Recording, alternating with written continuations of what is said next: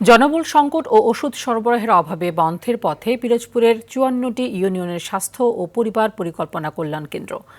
চিকিৎসা নিতে এসে প্রতিনিয়ত খালি হাতে ফিরছেন সেবা প্রত্যাশীরা।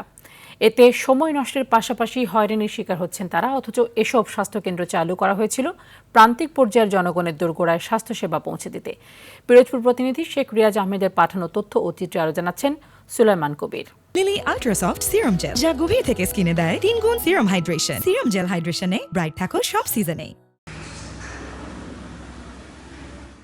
নিয়ম অনুযায়ী সকাল ৯টা থেকে দুপুর ৩টা পর্যন্ত স্বাস্থ্যসেবা দেওয়ার কথা পিরোজপুরের মঠবাড়িয়া উপজেলার ২২কুড়া ইউনিয়ন স্বাস্থ্য ও পরিবার পরিকল্পনা কল্যাণ কেন্দ্রটিতে। তবে জনবল সংকট আর ওষুধ সরবরাহের অভাবে স্বাস্থ্য কেন্দ্রটিতে এভাবেই ঝুলছে তালা।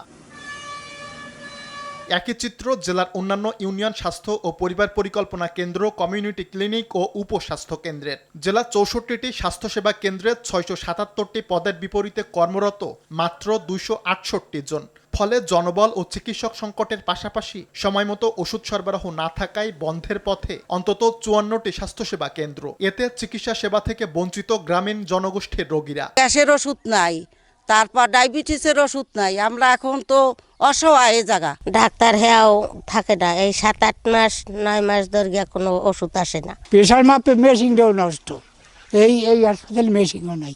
আমরা গরিব মানুষ, এই জন্য তো আমরা এখানে আসি, কিন্তু এখন যদি আমাদের এখানে ওষুধ না দেয় তাহলে আমাদের কষ্টেই হবে।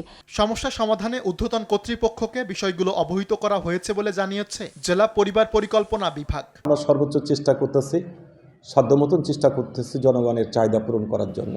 আমি আশা করি জনবল যদি নিয়োগ হয় এবং আমাদের যদি পর্যাপ্ত কন্ট্রাসেপটিভস পাওয়া যায়, এই যে সমস্যাগুলো আছে বর্তমান মাঠ পর্যায়ে এটা থাকবে না। স্বাস্থ্য বিভাগের তথ্য অনুযায়ী প্রতি মাসে প্রায় ৫০,০০০ রোগী এসব স্বাস্থ্য কেন্দ্রে চিকিৎসা নিতে আসেন। সুলাইমান কবির, ITV।